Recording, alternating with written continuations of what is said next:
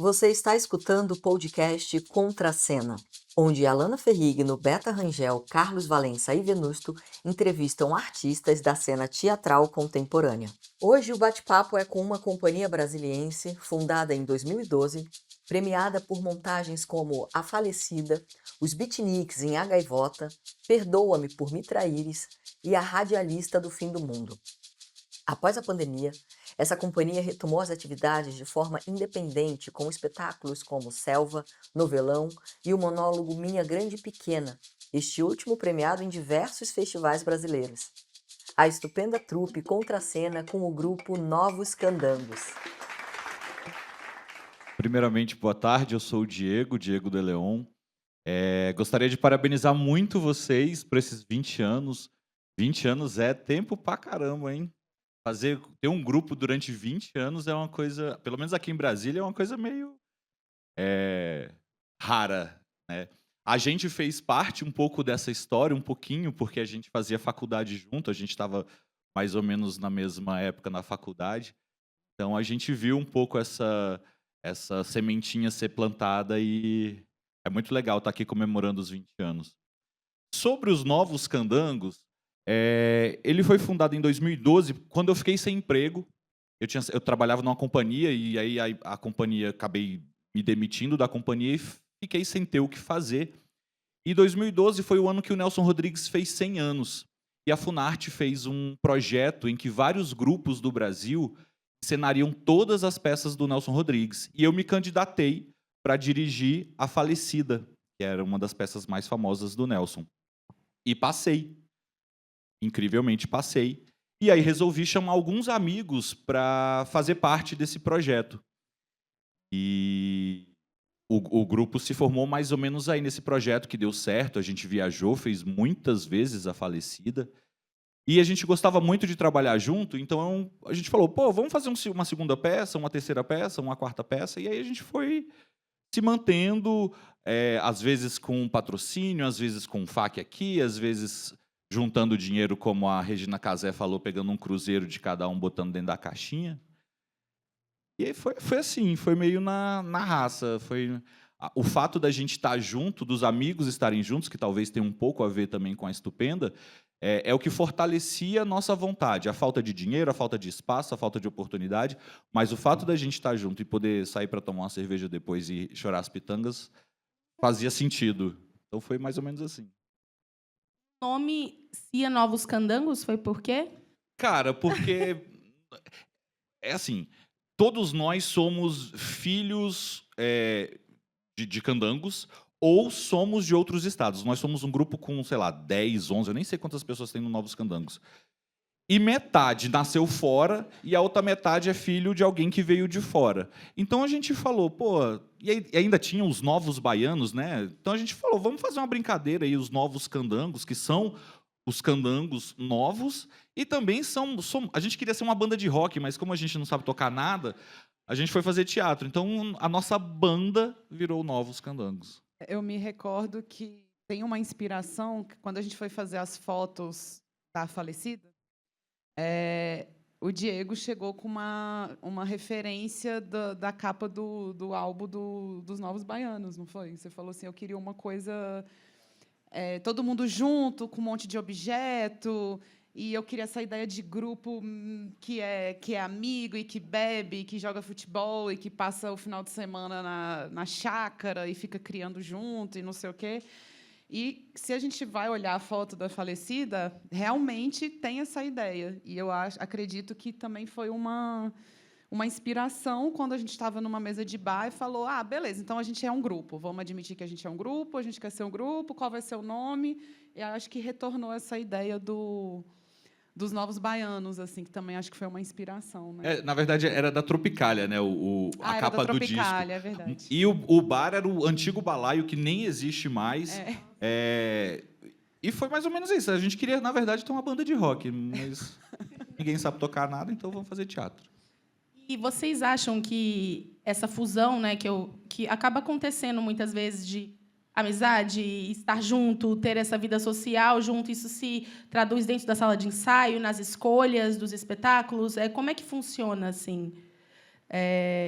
Isso afeta? Afeta, e eu acho que afeta positivamente. Inclusive, a gente já recebeu muitos comentários de público que falam é óbvio que vocês estão se divertindo juntos em cena. É óbvio que... A galera fala, nossa, mas vocês estão sempre em gangue, né, por aí. Está sempre uma galera. E é tipo isso, eu não sei, nós somos 13 hoje? 12? E a gente... E eu acho que afeta porque a intimidade também ajuda muito a explorar mais a criação, né? A gente é amigo pessoal e a gente conhece a trajetória profissional um do outro. Isso ajuda muito a criar improviso, trazer ideia, né? A gente conhece muito a identidade de cada um, que é muito variada, nós somos muito diferentes uns dos outros, e a identidade do grupo, né? Que já está muito clara, muito estabilizada, eu acho, né? A gente ensaia toda segunda, quarta e sexta. A gente costumava toda quarta sair do ensaio e beber uma cerveja. Agora a gente já está indo na segunda e na sexta também. Então, a gente passa um tempo ensaiando e depois vai para o bar falar sobre o ensaio. Então, não tem como. Tudo acontece lá, né? Os bastidores. Enfim, aí... mas, assim, o que vocês acham que... Qual o desafio, assim, durante todos esses anos de trajetória, assim... Quais foram os maiores desafios, assim, da companhia? Eu acho que é algum tipo de ajuda, patrocínio, porque a gente... Enfim, a gente tenta fazer de uma forma independente. Se a gente não tem FAQ, se a gente não tem patrocínio, a gente tenta fazer da mesma maneira. Então, talvez essa seja a maior dificuldade, porque a gente tem feito muito projeto independente, onde a gente só recebe o dinheiro da bilheteria, ou seja, se der público, a gente ganha dinheiro, se não der, a gente não ganha. Então, eu diria que eu Diego, acho que a maior dificuldade é a gente conseguir acesso a algum tipo de possibilidade financeira para montar os nossos espetáculos, para pagar... Porque é isso, nós somos 13, ainda tem o cara que monta a luz, tem um cara que opera a luz, tem a pessoa que faz não sei o quê. Então, assim, é muita demanda de trabalho para poder organizar um espetáculo nosso. E tivemos um período que eu acho que todo mundo sentiu de várias formas, mas falando de trabalho e de arte, né? A pandemia foi um processo muito difícil, e falando dos Novos Candangos, foi um momento em que um grupo chegou a acabar. Eu ia falar isso agora, ia puxar esse gancho que vocês chegaram a acabar, fazer o comunicado, e, né, e como... Festa de despedida. Todo mundo chorando. Festa online. Festinha online. Despedida. Lembra que tinha festa online? As pessoas ficavam cada um na sua casa, ligava a câmera e fazia festa? A gente fez uma festa de despedida assim. Aí depois, quando a gente voltou, a galera achou que era Marketing. estratégia de marketing. Que a gente Mas é isso que eu ia perguntar. Vamos acabar e vamos comunicar. Não queremos nos ver mais. É tipo isso. A gente não quer mais. Tipo, não deu nem tempo, né? Quando a gente acabou, assim, a gente não estava conseguindo mais trabalhar, o teatro tudo fechado, todo mundo sem dinheiro. A gente tentava fazer umas reuniões online para ver se criava alguma peça online, mas era tudo muito difícil, tudo muito cansativo. Todo mundo depressivo. Então, a gente falou, vamos acabar. Só que a gente tinha um compromisso. A gente tinha um festival onde a gente tinha que apresentar uma das nossas peças em Salvador. Só que, com a pandemia, o festival foi adiado para muito tempo depois. Então, a gente terminou falando, a gente ainda tem um compromisso, a gente tem que cumprir esse compromisso. E aí, acabou a pandemia, cumprimos esse compromisso. Aí ficou aquele gostinho assim, e agora? Vamos ficar na Rua da Amargura sem nada. Vamos fazer projeto independente. Aí voltamos com um grupo fazendo projeto independente pela bilheteria, enfim. Rolou mesmo. E tem uma coisa também, né, que o Novos Candangos a gente sempre convida, né, outros atores, tem a companhia com os atores fixos, né, e tem esse convite, assim, né, esse frescor, né. Isso também é uma estética, é uma decisão, assim, ou é uma coisa que flui orgânico? A gente chama as pessoas que a gente quer quarta-feira bebendo cerveja com a gente no bar. A gente tem essa coisa de chamar as pessoas porque a gente gosta de conviver com outros artistas. O fato da gente ter muito contato com a galera que fez Lucina com a gente... a gente tem vontade, a gente podia chamar fulano é tão legal, a gente gostou tanto de fazer tal coisa com fulano. E funciona mais ou menos assim. Aí o fulano vem, faz uma participação, aí começa a ficar, aí faz uma segunda participação. Aí o grupo hoje está com 13 pessoas, de participação em participação, são 13 participações especiais sem fim. As visitas vão ficando. Vamos falar um pouquinho agora do repertório do grupo, assim, pensando como é que se dá a escolha das obras, sabe, dos projetos, esteticamente. Ah, não, quero essa peça, quero. Como é que funciona? É uma democracia? Alguém fala o que é? Como é que funciona essa decisão? O diretor diz que não, mas é uma democracia, sim. Ele quer ser tirano, mas ele não consegue. Cara, surge exatamente... Eu acho que a grande maioria dos projetos surgem de uma piadinha sem querer que você faz. Tipo, nossa, a gente devia montar um negócio tal. Aí a galera vira, bora? E é sempre um rolê super informal, assim. Eu acho que isso também faz muita diferença, a gente ser amigo pessoal, que não é, tipo, vamos fazer uma reunião para ver quais os próximos projetos vamos fazer. É, tipo, vai vindo, vai surgindo aqui. Saímos nós três, aí a gente traz uma ideia, sai outra parte do grupo e traz uma ideia. E a gente vai comprando. A gente tem muita cara de cada um, assim. Os nossos projetos... Não dá para saber quem trouxe, assim. É tudo muito misturadão, assim. E flui muito bem, é muito orgânico. Existe um desejo também por montar clássicos, por continuar montando Nelson, só que Nelson ainda é complicado, né? Por conta dos direitos, que são mais custosos, enfim. E existe também as peças autorais, né? E eu lembro que, em 2023, eu tinha acabado de... Eu tive uma licença maternidade, tinha acabado de ganhar meu filho, e as meninas entraram em contato e falaram, Tati, a gente quer botar... Eu publiquei um livro infantil, e eles falaram assim, a gente não tem infantil, a gente sempre quis fazer os novos candanguinhos, né? Acabou que nem botou esse nome ainda, mas, enfim. A gente não tinha um infantil no repertório, né?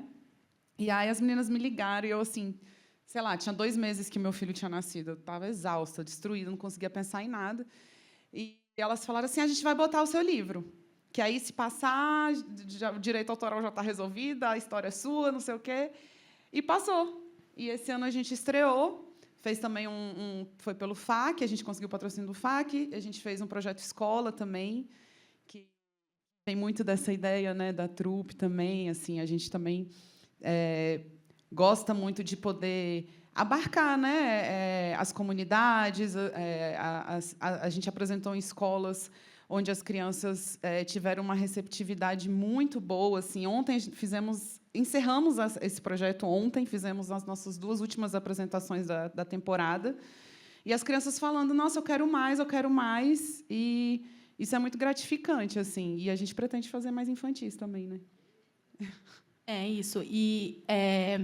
Porque vocês sempre foram um grupo independente, né, que trabalhou muito com bilheteria, então tem um público já cativo que costuma ir nos Novos Candangos, já sabe o que vai esperar. Como é que foi essa... estamos com o infantil, estamos, né, não é normalmente o que fazemos. Como é que foi isso, assim? Cara, a minha mãe sempre pediu para que a gente fizesse peças sem tanta sacanagem, que fizesse uma coisa um pouco mais palatável, pelo menos para a minha família. E aí, quando a gente foi fazer esse infantil, algumas pessoas assistindo falavam assim, nossa, tem a cara dos Novos Candangos, mas é um pouquinho adulto, né? Vocês têm umas piadinhas um pouco... para as pessoas um pouco mais velhas, talvez as crianças ou as professoras não vão gostar muito dessa ideia. E aí a gente foi fazendo um pouco esse trabalho de... A gente tinha, sei lá, 10 peças adultas, e fazer o primeiro infantil era carregado de piadas de duplo sentido e vamos cortar. Aí fomos cortando, fomos entendendo a linguagem para justamente se adaptar a esse universo infantil, mas sempre trazendo a coisa do mundo pop, cheio de referências de filme, de seriado, de desenho animado, para também trazer as crianças para esse lugar, assim, que elas se divirtam junto com a gente, né? E como é um processo autoral, né, que foi do seu livro, como é que foi esse processo dentro da sala de ensaio para a construção da dramaturgia, né, que é diferente da literatura, né, que é o seu livro, para virar uma peça, né? É bem diferente. Tanto é que eu sinto que o espetáculo ele ficou muito maior que o livro, assim. ao contrário do que costuma acontecer, né? Mas, como é um livro infantil, eu fiz ele de maneira mais sucinta. E, com a montagem, a gente escolheu colocar outros personagens que no livro não Porque tem. tinha que incluir mais aquela galera. Somos 11 pessoas em cena. São 10 dedos e o João. É um livro que chama Os Dedos da Mão do João, é o nome do livro e do espetáculo, e conta a perspectiva do crescimento de um menino através da perspectiva dos seus dedos. E aí fala sobre diferenças, semelhanças e como é importante a gente viver, trabalhar junto, respeitando as diferenças, agregando o que é interessante do que é semelhante a nós, né? Enfim. E o Diego trouxe um processo criativo onde cada um fazia uma proposta para todos os personagens. Então, tinha o dia que ele falava assim, todo mundo vai trazer uma proposta para o Polegar.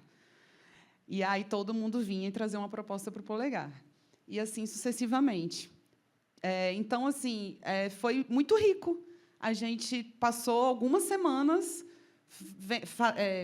criando, mostrando e vendo, né, os amigos, os colegas, fazendo as cenas, propostas para um personagem que você já sabia que seria o seu, e você estava vendo uma outra linguagem, uma outra proposta. Então, isso eu acho que enriqueceu muito o trabalho. E agora a gente tem feito assim, né, no nosso novo projeto também, que está para estrear agora, no mês que vem. O processo foi o mesmo também, de trazer propostas, e eu acho que é muito rico. Pensa assim, são 10 dedos e éramos 11 atores. Cada ator fazendo um dos dedos foram, tipo, 100 e tantas cenas. E, assim, é muito material para que você possa colocar tudo em cena. Então, assim, vai selecionando. O que você gosta? Eu gosto daquilo que o fulano fez, gosto daquilo que o fulano comentou.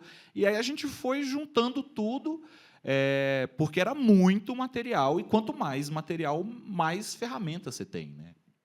E foi totalmente livre ou foi nichado? Como é que você pensou nisso? Não. No processo, nessa decisão?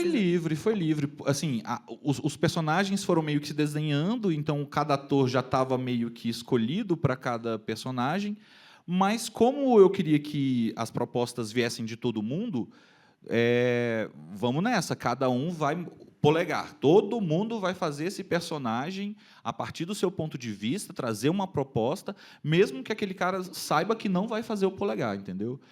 Eu acho que isso é legal, porque tem as ferramentas, tem coisas que você nunca... tem coisas que a gente nunca tinha pensado, que o fulano traz lá das referências dele, e que enriquecem, assim, a gente até toma um susto, assim, nossa, nunca tinha pensado nisso. É muito legal ver o espetáculo pronto agora e a gente identifica coisinhas pequenas. Então, assim, o Polegar, por exemplo, hoje é composto de várias cenas de várias outras pessoas e a gente foi agregando isso a cada um dos nossos personagens. É muito bonito de ver, assim, para a gente que participou e a gente está em cena o tempo inteiro, a gente está assistindo. Eu acho bem emocionante, acho muito lindo mesmo. Os próximos projetos, vocês querem falar um pouco? A gente estreia dia 13 de setembro, agora em Sobradinho, com um espetáculo que chama Memórias Coloridas, que foi feito mais ou menos assim. Boa parte do grupo é formado por pessoas LGBTQIAPN+, e cada um trouxe uma memória sua dessa vivência LGBT, e a gente construiu uma espécie de cabaré de memórias, onde todo mundo participa da história do outro. A gente está com um processo também para o ano que vem que chama-se Casarão Verde, que é uma versão do Alienista, do Machado de Assis, que não tem que pagar direitos autorais, porque já morreu já há muito tempo. E a gente volta no que vem também com a falecida do Nelson Rodrigues, depois de muito tempo sem apresentar, muito tempo sem fazer. A gente está com essas 3 coisas na pochete.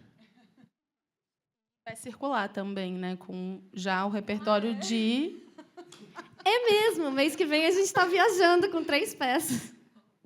Porque isso é uma coisa interessante também, né? Que eu fico pensando, porque a gente produz muito e monta os espetáculos e acaba que os espetáculos eles ficam pouco tempo em cartaz, é um grande investimento de tempo e de tudo, e sabe, circular é uma coisa importante. E isso é uma coisa dos Novos Candangos que eu sempre admirei, que vocês querem estar sempre em cena, né? E eu acho isso maravilhoso. dá um jeito, não tem dinheiro, são muitas pessoas e a gente faz isso acontecer, né? E eu acho interessante que foi um investimento, né, os 3 espetáculos, sem FAQ, sem nenhum tipo de patrocínio, e agora vai circular com um patrocínio, né, em outras cidades. Se vocês puderem falar um pouquinho, se vocês quiserem.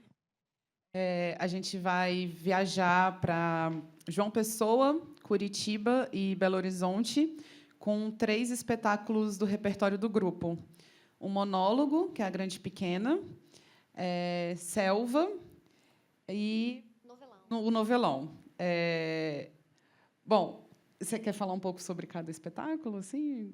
Não, o modus operandi do grupo é assim: abriu um edital, abriu uma inscrição de qualquer coisa que seja, a gente enfia 8 projetos, 9 projetos para ver se um passa. E, em alguns casos, 2, 3, 4 passam. Então, a gente... Vamos reclamar? Não, a gente pediu por isso. Então, assim, a gente para de dormir, a gente para de comer, mas a gente vai montar, a gente vai apresentar todo esse processo. Tanto o Selva quanto o Novelão, eles são espetáculos que foram criados meio nessa vontade. Pô, vamos fazer uma peça sobre novela? As pessoas gostam de novela, a gente gosta de novela. A gente ia fazer Vale Tudo. Antes de Vale Tudo reestrear agora, essa coisa toda, a gente ia fazer uma versão teatral de Vale Tudo. Aí eu vi a novela toda, falei, cara, não vai dar, vamos fazer outra coisa. Aí a gente começou a fazer, aí eu fui ver Rock Santeiro, aí, porra, Rock Santeiro, tudo a ver, essa coisa meio, como é que chama o do Gabriel Garcia Marques? Realismo fantástico. Realismo fantástico, porra, super teatral, já tinha peça de teatro antes, acho que tem tudo a ver. O Selva foi mais ou menos assim, a gente foi convidado para fazer tipo um laboratório no Espaço Pé Direito. Vamos fazer um espetáculo que a gente já tinha montado, que chamava... Como é que chamava? Carícias. Pegamos o texto do Carícias, demos uma lida, relida, mudamos, cortamos, mexemos, reescrevemos. E o Minha Grande Pequena é um monólogo que eu e Natália dirigimos, também nesse mesmo formato. Estamos sem dinheiro, estamos sem trabalho, vamos fazer o quê? Vamos fazer um monólogo. Monólogo tem que pagar menos gente, né? Então, aí convidamos Clara Camarano para ser a nossa protagonista. E esses 3 espetáculos agora estão juntos, vão viajar, pela primeira vez recebendo dinheiro, recebendo um cachê. Não podia estar mais feliz do que isso, né? É um problema muito bom de ter, né? Projeto demais. Ai. Dias de luta e dias de glória, né? Porque isso, a gente já ganhou R$49 cada um por uma temporada. 48,50, eu acho. Algo assim. E assim, o que a gente está colhendo hoje também é fruto de um trabalho que não para, porque é a parte administrativa, pensando ali a produção, a gestão do grupo em si, né? Pensando e sempre entrando em edital, escrevendo e recorrendo e lutando, competindo, né? Porque sempre são poucas vagas, enfim. E é isso, a gente vai, de algum jeito, se ajeitando. E eu acho que tem isso também, né? São 2 forças, né? O edital é muito importante, a gente precisa desse apoio cada vez mais. Também é preciso abrir bilheteria, fazer essa outra manutenção também de conseguir esse público, porque a gente sabe que é preciso estar em cartaz para a gente mesmo, né? E para fomentar a cidade. Eu acho que essas 2 coisas vão juntando, né? E vai dando certo. E a gente vai resistindo, né? O podcast Contracena é idealizado pela Estupenda Trupe e conta com o apoio do FAC, Fundo de Apoio à Cultura do Distrito Federal. Siga nossas redes @estupendatrupe ou visite o nosso site estupenda.net.